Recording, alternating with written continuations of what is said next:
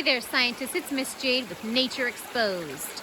Today I'm in the Fall Creek unit of the Henry Cowell Redwoods in Felton, the magnificent redwood forest, and I'm enjoying an afternoon by the creek. That is Fall Creek, running right there, pretty noisy, really enjoying it. But I was out here, scientists, getting pretty curious.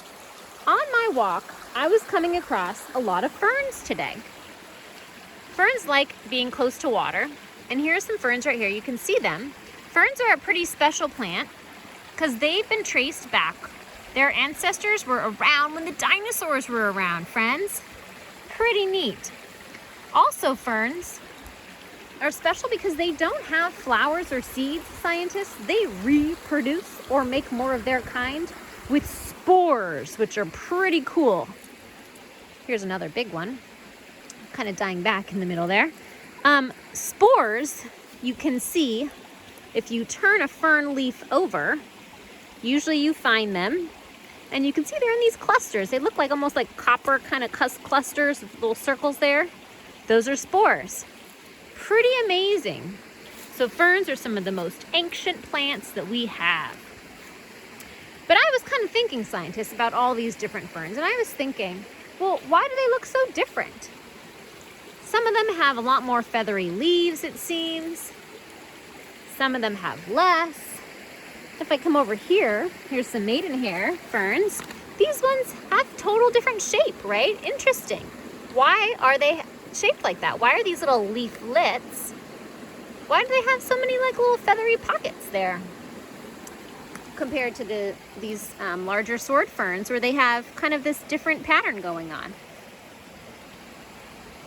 So many questions. It got me wondering about these ferns. And then, scientists, I was thinking about even further.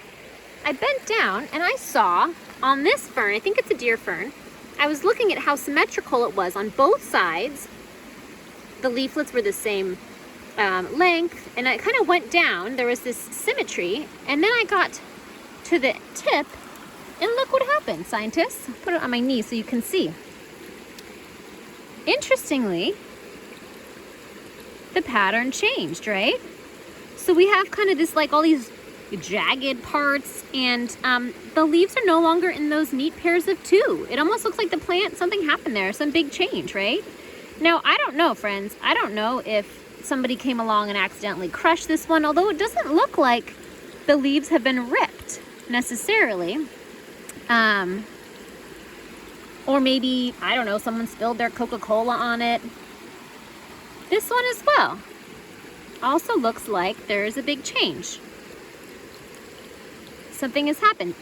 Maybe it could be this one as well, that these three plants have some kind of mutation. It could be a big change that's different from their parent plants. And I was thinking, oh my goodness, is that going to be helpful or harmful, maybe, for the survival of these ferns? And this kind of leads me to our next question that we're going to be investigating in our upper grades.